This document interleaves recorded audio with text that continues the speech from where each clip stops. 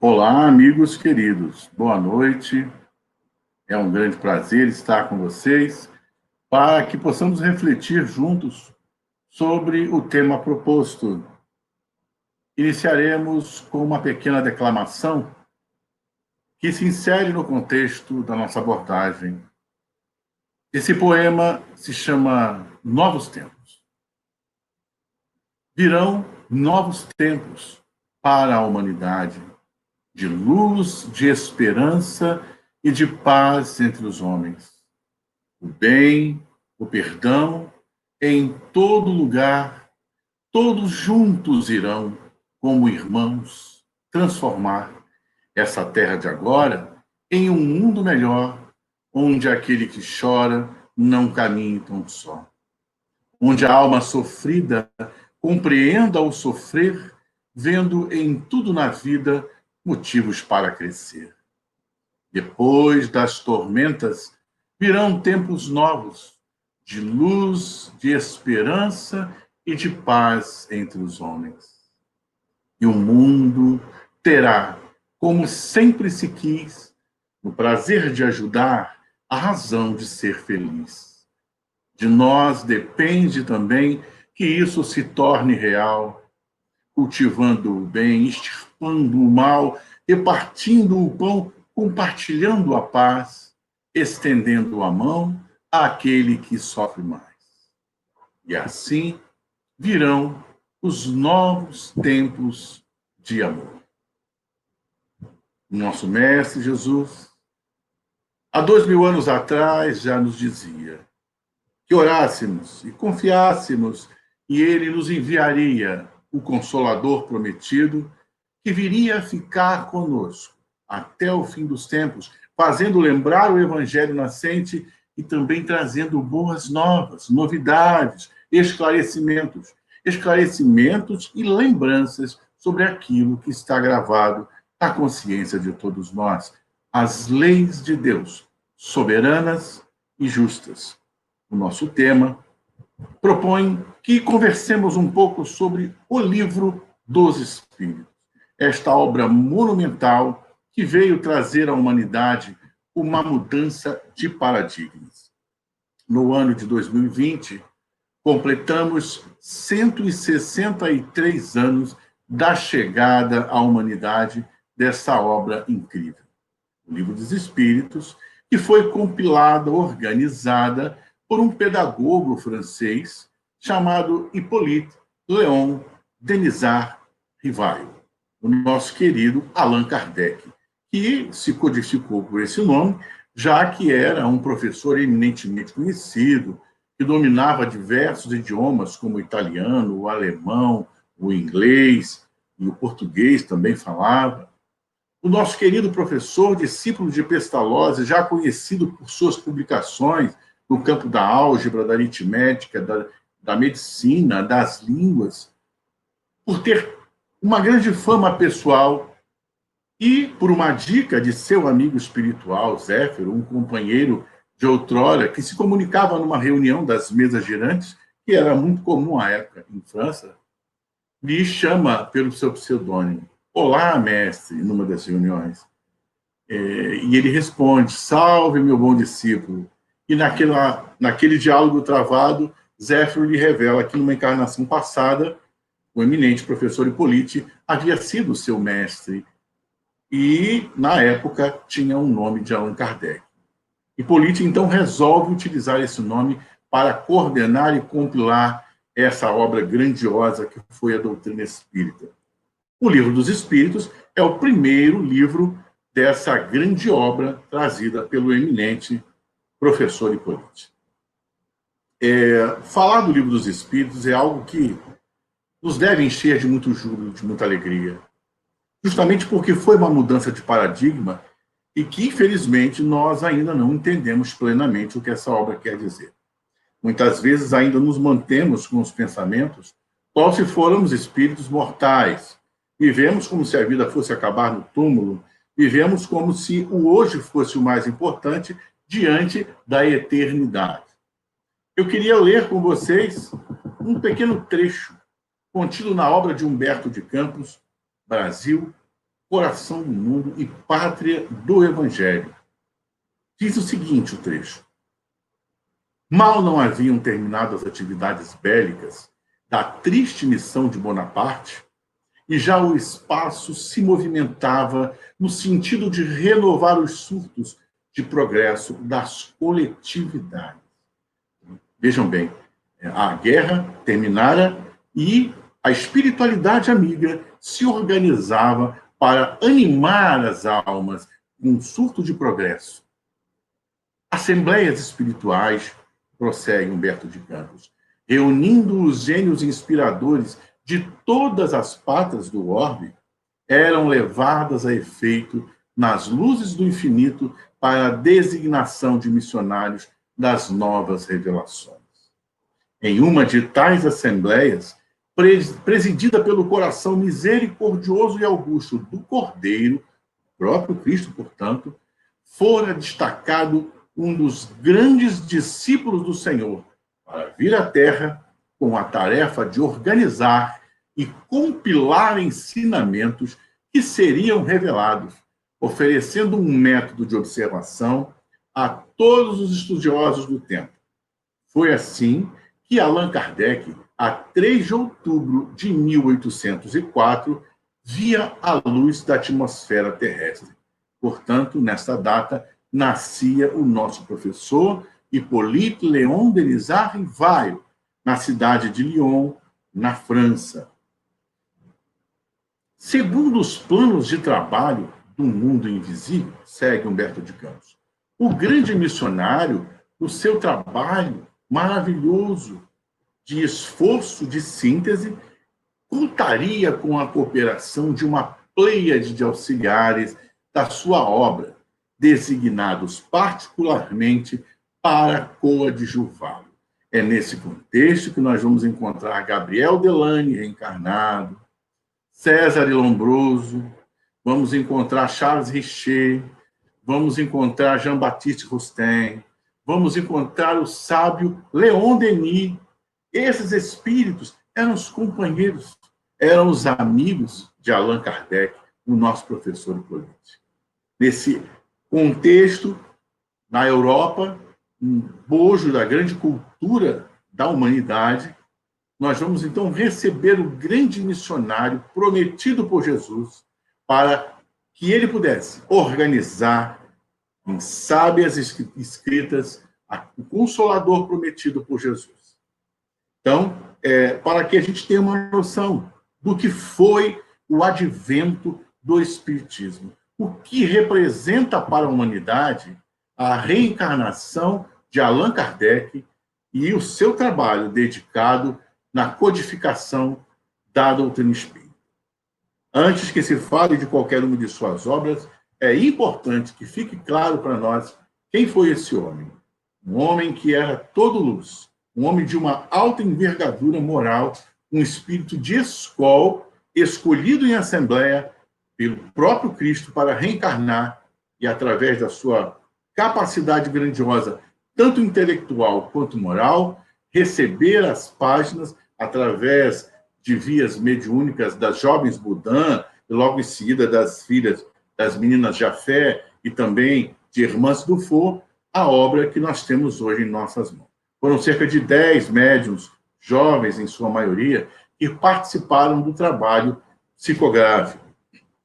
Então, nós temos no corpo da doutrina espírita uma doutrina nova, que surge na França, para explicar coisas que, no nosso parco entendimento, já são coisas antigas. Porque é só observarmos que o fenômeno da comunicabilidade dos espíritos, por exemplo, já era algo comum à época. Os espíritos já se comunicavam. Então, era preciso de um homem com tamanha sabedoria para, num tempo muito curto de uma encarnação, e ele abraça a doutrina espírita já na sua maturidade, já com a sua carreira profissional instituída, já com a sua vida a dois, com a sua esposa Amélie Gabrielle Daudet solidificada, ele, então, organiza, em pouquíssimo tempo, a compilação das mensagens mediúnicas recebidas em várias partes do mundo e também com o apoio mediúnico dessas jovens, ele consegue organizar didaticamente, filosoficamente, cientificamente, sob as asas da moral e da religião, esse grande compêndio que é a doutrina espírita. E o Livro dos Espíritos, que é a nossa temática, vai reunir justamente todos os demais livros. É como se fosse um resumo feito antes. É a partir das partes do Livro dos Espíritos que nós vamos ter, então, as demais obras da codificação, a Gênese, o Livro dos Médiuns, o Evangelho segundo o Espiritismo e, por último, o Céu e o Inferno, nessa sequência. Nós vamos ver, então, a ciência, com o advento do Espiritismo, receber uma nova luz. A ciência radical, objetiva, recebe a luz do sentimento e aprimora, então, as suas pesquisas. As pesquisas científicas do corpo doutrinário espírita são iluminadas pelo sentimento. Da mesma forma, a filosofia.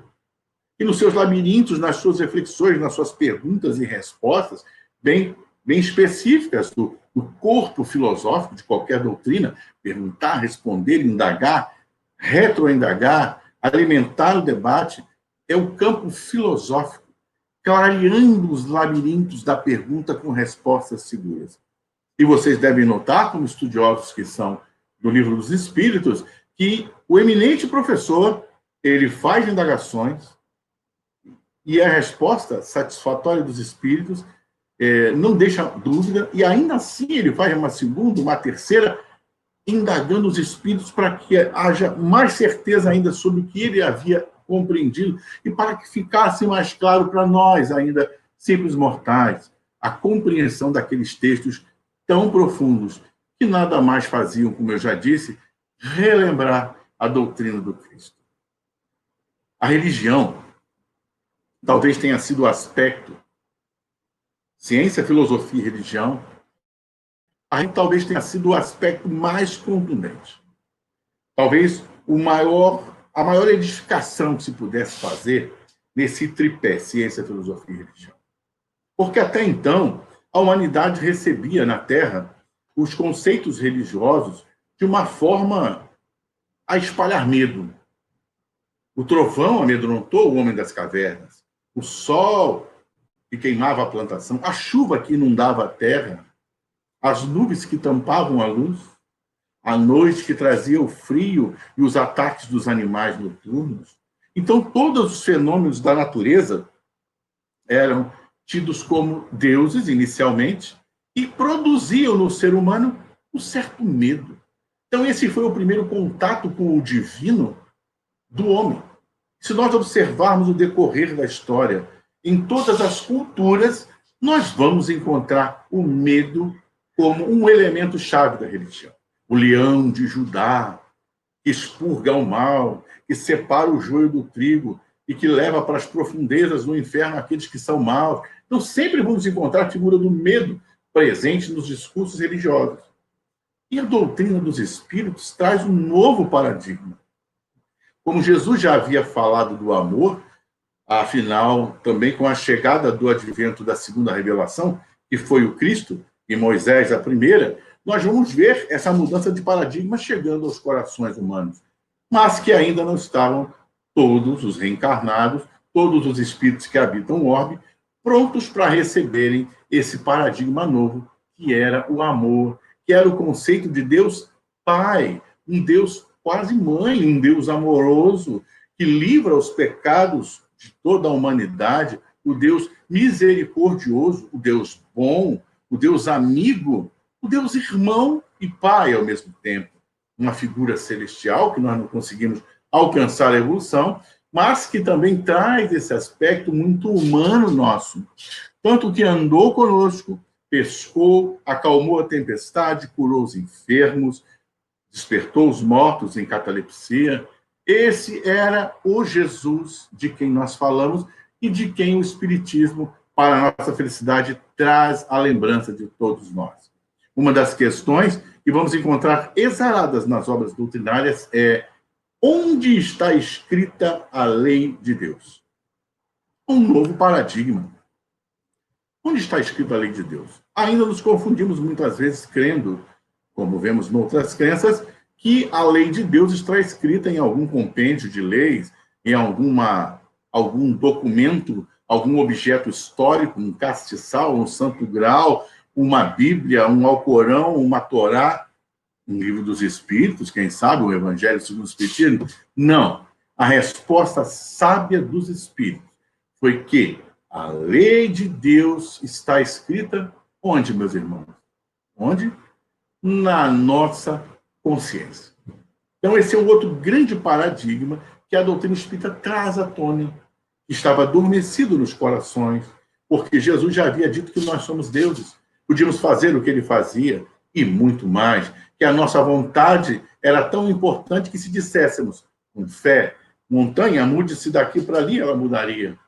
Naturalmente, essa metáfora queria nos dizer uma série de ensinamentos, inclusive que as montanhas do eu, essas dificuldades egocêntricas que eu trago, eu posso mudá-las. São montanhas, muitas vezes, mais difíceis de mudar do que um morro físico, um monte mesmo. Eu posso contratar uma equipe de engenharia e transportá-lo daqui para ali, explodi-lo com dinamite, mas a montanha do eu, a minha consciência egocentrada, a minha inveja, a minha vaidade, o meu orgulho, essas são montanhas quase intransponíveis, porque nós não sabemos utilizar a fé, que precisa ser pelo menos apenas do tamanho de um grão de mostarda e transformar, transmutar, transportar essas montanhas do ego, do eu, que nós ainda trazemos na alma, que nos aproxima tanto das feras, não é, meus irmãos? Então, esse conceito de que Deus não está lá fora também é outro grande paradigma que nós vamos encontrar muito bem explicado no Livro dos Espíritos. Né? O paradigma de que eu sou Deus. Deus está aqui dentro. A lei divina, a lei universal, está gravada na minha consciência. Eu posso folhear, estudar, abrir esse livro do ego, do eu, a qualquer momento em que eu desejar. Então, são conceitos muito importantes que foram trazidos por essa nova revelação que está baseada absolutamente na verdade. Ainda vou ler mais um trecho de Humberto de Campos falando sobre esse advento, o advento do Espiritismo. Ia resplandecer a suave luz do Espiritismo, depois de certificado o Senhor da defecção espiritual das igrejas mercenárias que falavam no globo em seu nome, e todas as falanges do infinito se preparam para a jornada gloriosa. As abnegadas cortes de Ismael trazem as suas inspirações para as grandes cidades do país do Cruzeiro, conseguindo interessar indiretamente grande número de estudiosos. Quando nós passamos os olhos nas anotações de Allan Kardec do Espiritismo nascente, nós vamos encontrar vários sábios que se tornaram adeptos das ideias consoladoras do Espiritismo. E esses sábios eram de renome na época. Camille Flammarion era um grande cientista, era muito respeitado em seu meio. Charles Richer, César Lombroso, que eu já citei, Alexandre Aksakov e tantos outros grandes nomes. O próprio Leon Denis eram nomes muito respeitáveis. O próprio Allan Kardec, o nosso professor Hippolyte, era membro da Academia de Ciências Francesa, da qual foi expulso porque não quis negar a seriedade dos fenômenos. Ora, era óbvio que para os cientistas céticos, aqueles fenômenos eram produzidos de maneira insólita por prestidigitadores, por falsários, mas nenhum deles se colocou, como Allan Kardec, a pesquisar científica e seriamente os fenômenos. Ele indagou e verificou que, por trás daquelas batidas e respostas tão filosoficamente inteligentes, havia igualmente uma inteligência. A inteligência que não era daquela mente humana, era uma inteligência extracorpórea. E é nesses estudos profundos que o eminente Allan Kardec vai comprovar a existência dos espíritos. Se você tem dúvida ainda sobre a realidade desses ideais, fica um desafio convite. Estude as obras. Estude o Livro dos Espíritos. com retidão e seriedade. Você vai perceber que as perguntas inteligentes tinham respostas igualmente inteligentes. Por isso, essa doutrina foi preparada e compilada, organizada por um professor já reconhecidíssimo em toda a Europa, em todo o mundo. Então, fica o desafio. Estude detidamente a doutrina dos Espíritos. Alguns eminentes estudiosos da atualidade costumam dizer que Allan Kardec é um mero desconhecido. Nada sabemos sobre o eminente professor. Não sabemos das suas histórias pretéritas, como encarnado como John Hus, um homem da Igreja Católica, um padre da Igreja Católica, que teve a audácia de traduzir os textos latinos para o idioma tcheco, a fim de que o povo pudesse tomar conhecimento das verdades consoladoras do cristianismo. Pregava não na língua latina, como a Santa Madre Igreja Católica da época obrigava os sacerdotes, mas na língua materna de cada um daqueles por onde ele passava. Fazia questão de explicar as coisas de Deus, as verdades do Cristo, na língua materna dos homens simples. Falava ao povo. E por causa dessa grande irreverência contra a igreja, ele foi queimado vivo. Mas não abdicou dos seus ideais. E uma das frases que o eminente John Hus disse à época é que Hus, na língua tcheca, significava ganso. Uma das frases solenes que ele diz quando estava para ser envolvido pelas chamas: hoje, queimais um ganso. Mas no futuro, as ideias que esse ganso prega voarão tão alto que as chamas não poderão alcançar. Naturalmente prevendo a sua encarnação futura como o grande Allan Kardec. Eu quero me reportar agora com os senhores a pergunta 222 de O Livro dos Espíritos. Porque Allan Kardec era muito questionado sobre essa doutrina nova, já que o fenômeno espírita era muito comum na Europa nesse período. As mesas girantes eram fenômenos onde as pessoas se reuniam num sarau, uns declamavam poesia, outros cantavam, executavam instrumentos musicais, eles comiam em sociedade, não lanchavam, jantavam, e, num dado momento, eles paravam para ver as pranchetas que respondiam. As pranchetas, tocadas por dedo de médiuns de efeito físico, se dirigiam a letras compondo palavras e, consequentemente, frases, respondendo a questões da plateia. Os senhores podem imaginar a qualidade dessas perguntas que eram feitas. No entanto, as respostas eram sempre dadas com seriedade, com responsabilidade, porque o fenômeno espírita estava nascendo. E convidado a ir numa dessas sessões, o eminente professor Hippolyte se nega na primeira vez, nega o convite do seu amigo Fortier, e 2 anos depois, Fortier volta a convidar Allan Kardec. Vamos à sessão, vamos ver as mesas falarem, as mesas batem, respondem as questões, e lá ele foi.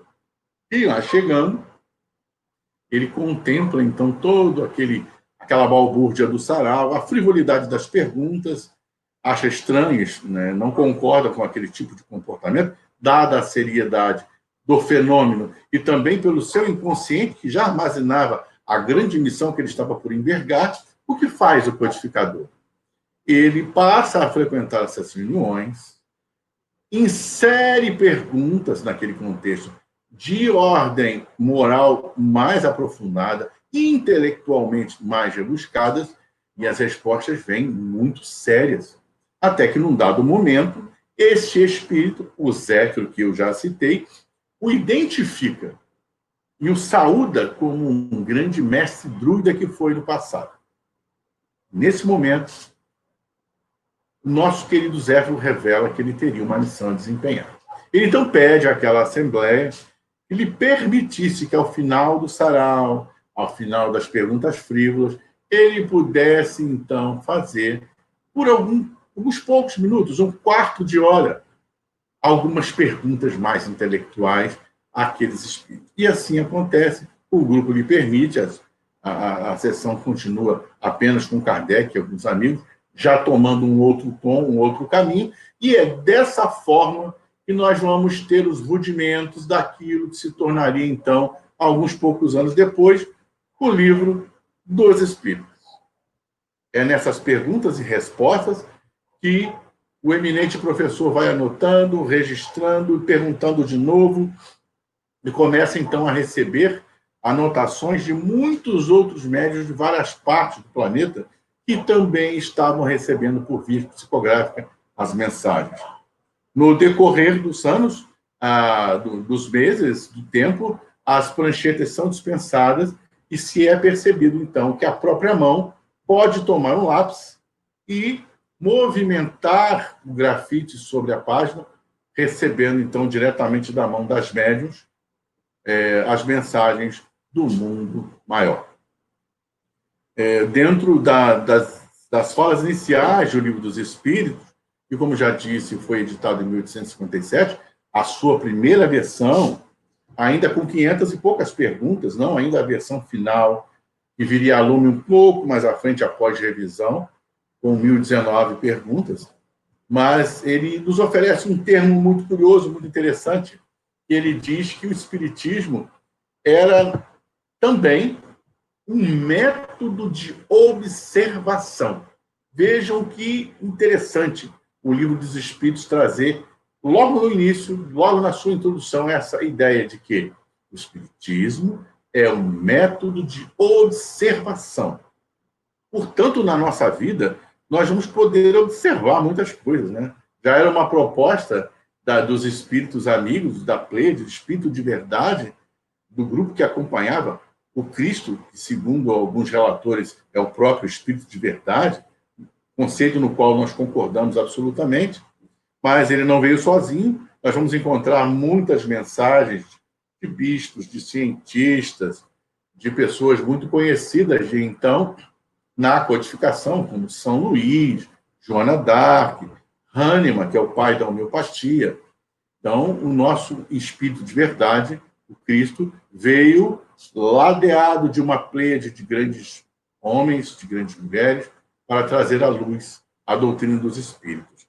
Então, diante desse aspecto, sob essa perspectiva de ser o Espiritismo um método de observação, vejam que esse método, então, é um método natural, um método que faz com que revejamos as leis de Deus, que estão gravadas na nossa própria consciência.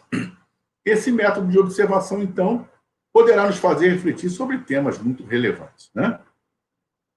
Como eu me relaciono, por exemplo, nas minhas relações afetivas, com a minha esposa, com o meu marido, com o meu filho, com o meu amigo mais próximo, com as pessoas em geral. Como eu me relaciono? Nós vamos encontrar isso no Livro dos Espíritos, nessa ciência, nesse método natural de observação da vida e de tudo. Como que eu exerço hoje a minha profissão? Como eu me porto no meu trabalho, com os meus colegas que diariamente estão comigo? Qual é a maneira que eu lido com a questão dos bens materiais? As coisas que eu tenho são minhas, ninguém as toca, não permito que ninguém as toque. Como eu me relaciono com as coisas do mundo, sob a ótica do espírito imortal ou como um réis mortal que imagina que tudo está à sua disposição e que vai acabar no leito da morte? Então, eu preciso aproveitar de tudo, eu preciso fazer de tudo, usufruir de tudo que eu tenho, de tudo que é meu, entre aspas, porque com a morte tudo se vai. Se eu tenho um novo paradigma, se eu tenho nesse método novo de observação, que é o Espiritismo, um novo paradigma que me diz que a vida é eterna, que a vida não acaba no túmulo, tudo muda de figura. Eu passo a ver os meus bens materiais não como coisas eternas. Uma caneca de porcelana deixa de ser intocável, e se ela quebra, a minha vida não acaba. É apenas um bem material. E sob a ótica do espírito imortal, nada do que eu tenho eu levarei desse mundo, senão os valores morais, os valores da alma, aqueles que estão guardados no nosso coração, que nós aprendemos ao longo das encarnações. E aqui vale a pena um corte para também esse novo e importante paradigma trazido pelo Livro dos Espíritos para a humanidade. A reencarnação. Quantas vidas já vivemos? 1, 2, 10, 100, 1000? Quantas vidas já vivemos? Quantas histórias nós trazemos na alma? Quanto de aprendizado? Então, somos, sim, espíritos ainda muito simples, num planeta que vai passando por um processo de provas e expiações, onde o mal ainda reside, e um planeta onde ocupam espíritos de segunda ordem, com alguns de terceira ordem, que estão por aqui no orbe nos ajudando, como amigos espirituais, alguns outros reencarnados de maneira muito discreta, tentando nos fazer entender o verdadeiro sentido da vida, de onde viemos, para onde vamos e o que nós estamos fazendo aqui, porque nós estamos encarnados nesse seio familiar com as pessoas que nós estamos convivendo. Então, tudo isso é muito importante e relevante. Nós não podemos esquecer esses conceitos. A reencarnação, então, vem ao encontro do conceito da eternidade da vida e da ótica do espírito imortal, que não se cansa de refletir que tudo que temos está aqui para o nosso usufruto enquanto aqui estivermos. E que a matéria nos sirva de objeto para alavancar o nosso processo evolutivo. E não que nós sirvamos a matéria, seguindo as suas diretrizes, as diretrizes do ouro, as diretrizes dos bens materiais, daquilo com o qual nós nos alimentamos, daquilo que nos serve. Nós não somos os servidores da matéria. Nós estamos aqui para sermos por ela servidos de forma equânime, equilibrada e organizada.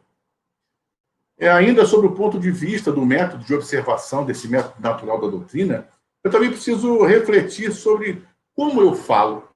Muitas ciências atuais vêm apontando a fala como uma ferramenta muito importante, muitas vezes utilizada como benefício, como apaziguador de corações, a palavra que consola, que alimenta, que abençoa, mas também a palavra que se pode tornar em dardo peçonhento e ferir os corações. Como eu venho utilizando a minha fala, as minhas respostas, para aqueles que estão mais próximos de mim, como eu venho elaborando o meu pensamento para treinar uma boa resposta. Isso tudo está no Livro dos Espíritos. Uma outra questão, como eu me comporto no meu ambiente religioso? O paradigma precisa ser quebrado. Quando nós entrávamos na igreja, no passado remoto, nós mudávamos. O tom era mais sério, nosso rosto se enrugava, ríamos menos, éramos mais solenes, seguíamos rituais. A proposta religiosa que o Espiritismo vem trazer, esse reencontro, essa religação do homem com Deus, é um paradigma totalmente diferente. É uma proposta de mergulho interior, é uma resposta que nos diz que, no ambiente religioso, na família, no trabalho e por onde quer que eu vá, eu não estou sozinho. Eu estou em companhia dos amigos espirituais. Todos me veem. Está na Bíblia. Uma multidão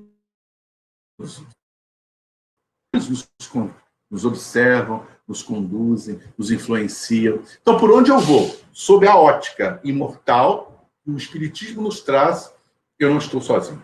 No lugar mais distante do planeta ou fora dele, eu estou sempre em companhia de alguém. Então, esse é um conceito fantástico, um paradigma novo. E, fechando essa questão, como eu lido com a verdade? O próprio Espírito de verdade veio trazer as elucidações do Espírito. Então, eu sou adepto da verdade. Como adepto da verdade, com verdade, eu devo proceder. Com verdade, eu devo me conduzir. Olha, vejam que conceito sério, exarado no Livro dos Espíritos. Conhecereis a verdade, e ela, verdade, vos libertará. Temos estado braços dados com a verdade. Como eu lido com as verdades? Verdades, entre aspas, minhas verdades, verdades do mundo. Como eu lido com isso? Como eu lido com as questões da minha vida, eu penso apenas no agora, ou eu penso no infinito, na vida eterna? Como eu faço as minhas escolhas? Como alguém que vê o agora pode se ver diante desse paradigma mirando na eternidade? Como funciona isso dentro da nossa mente? Nós vemos o agora ou vemos o eterno? Como procedemos enquanto seres humanos? Então, as nossas escolhas estão no topo daquilo que nós buscamos para nós enquanto paradigmas de vida. Esse é o método que a doutrina espírita propõe no Livro dos Espíritos. O método da lei natural, da lei contida na natureza. Eu vou trazer uma metáfora para vocês que eu já ouvi de alguns palestrantes, eu acho ela muito interessante. É a metáfora do cano d'água. Se você pega um cano d'água, imagine que isso aqui seja um cano d'água, né? E você olha sobre essa ótica, você está vendo um retângulo. Se você olha por essa ótica, você está vendo um círculo. Mas eu tenho aqui em minha mão nem um círculo e nem um retângulo. Na verdade, eu tenho um cilindro. Olhando por essa ótica, nós vamos encontrar, então, essa metáfora do tríplice aspecto da doutrina espírita, tão bem explicado nas 4 partes do Livro dos Espíritos. Tripé da ciência, da filosofia e da religião. Na verdade, o espiritismo não é um somatório de ciência, filosofia e religião, mas ele é uma doutrina que, através da sua ótica, você pode olhar cientificamente, experimentar determinada coisa, indagar sobre ela no aspecto filosófico e também explicar as consequências morais que isso ou aquilo vão trazer para a sua vida, para a vida de todos da humanidade, né?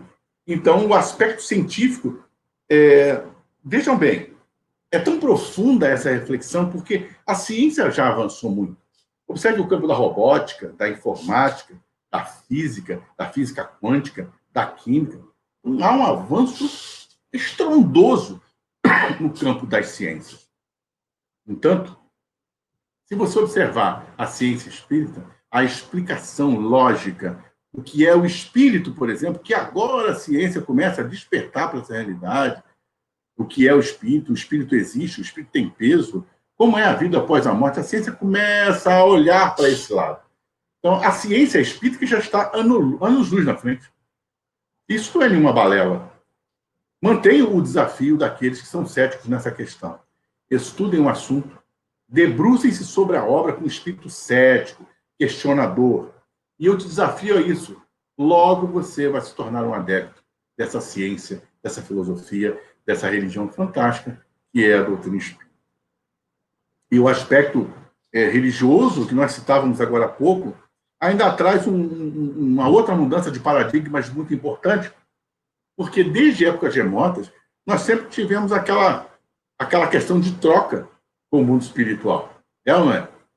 Eu quero me dar bem na prova, então eu vou fazer a campanha do quilo, vou fazer 10 palestras, vou trabalhar na mediúnica, porque eu preciso trocar de carro, né? Eu preciso mudar de vida. Quem sabe eu sendo um bom rapaz, eu não ganho um aumento no emprego, eu não consigo o casamento dos meus sonhos, ou o marido tão desejado, né, por algumas mulheres. Então, esse conceito de troca com Deus, o Espiritismo veio eliminar definitivamente.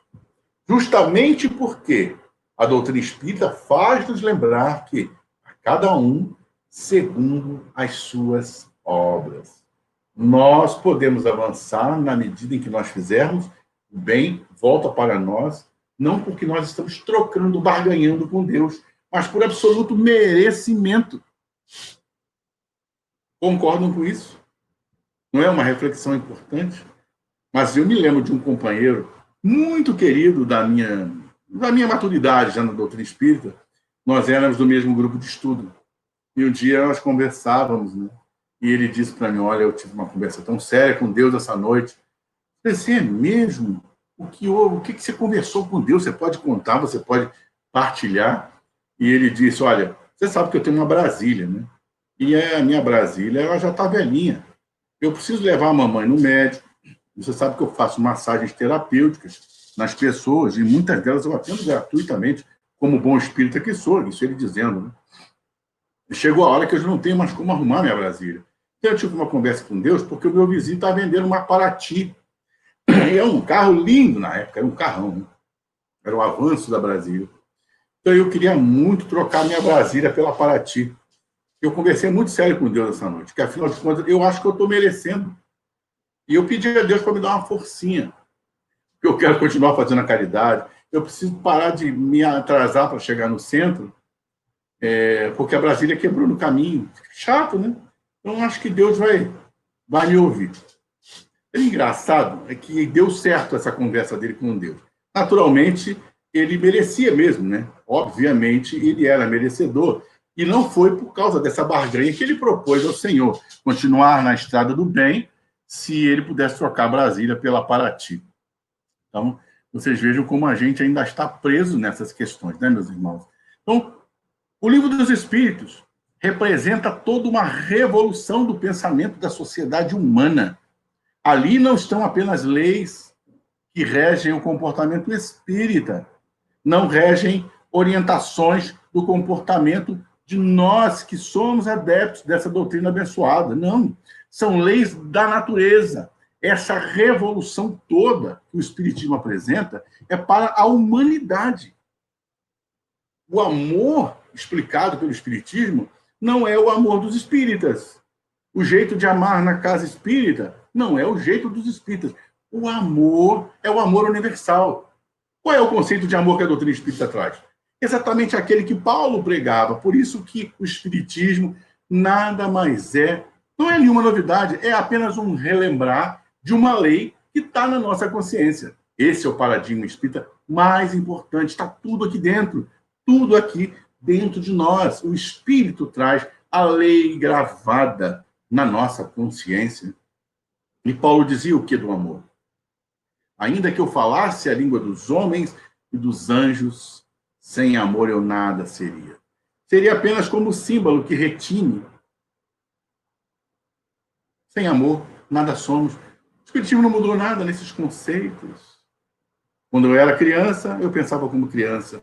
Agora que sou adulto, penso como homem maduro. E é isso que o Espiritismo nos propõe, um pensamento maduro. O Espiritismo veio trazer a moral do Cristo. Nada mais do que isso. Eu quero ler para vocês, encerrando o nosso bate-papo, o nosso diálogo gostoso, que me trouxe muita alegria, uma fala que está contida no livro dos Espíritos. Está em João, capítulo 14, foi trazida também no livro dos Espíritos. A fala diz: se me amais, guardai os meus mandamentos. E eu rogarei a meu Pai, e ele vos enviará um outro Consolador, a fim de que fique eternamente convosco. O Espírito de verdade, que o mundo não pode receber, porque não vê e absolutamente o não conhece. Mas quanto a vós, conhecê-los eis, porque ficará convosco e estará em vós. Porém, o Consolador, que é o Santo Espírito, que meu Pai enviará em meu nome, vos ensinará todas as coisas e vos fará recordar tudo o que vos tenho dito. Bacana, né, meus irmãos? Então, com essa fala tão bonita e profunda, contida em João e também no Livro dos Espíritos, refletida também no Evangelho, nós encerramos o nosso bate-papo. Eu agradeço muito a atenção de vocês, peço a Jesus que nos ilumine, que ilumine a sua instituição espírita, esse berço de tanto trabalho, estudo e dedicação, os trabalhadores dos dois planos, do mundo físico e do mundo espiritual, que conduzem os trabalhos dessa abnegada instituição. Encerramos agradecendo a Deus, dizendo: vem Jesus, divino amigo, vem trazer-nos a tua paz. Só tu és o nosso abrigo, que venturas mil nos traz. Vem, ó meigo Nazareno, esse mundo consolar. Vem com teu olhar sereno toda a terra iluminar. Afasta do mundo a guerra, o chacal devorador, que destrói tudo na terra, espalhando luto e dor. Ah, gemidos de aflição, Já não há mais primaveras. Criancinhas pedem pão e homens lutam, digladiam-se como feras. Vem, Senhor, vem reflorir os caminhos. Vem, Senhor, vem perfumar corações, exterminar a dor da face da terra e fazer calar os canhões. Vem, Senhor, com teu amor tão profundo, iluminar as nossas consciências sofridas e fazer feliz o mundo.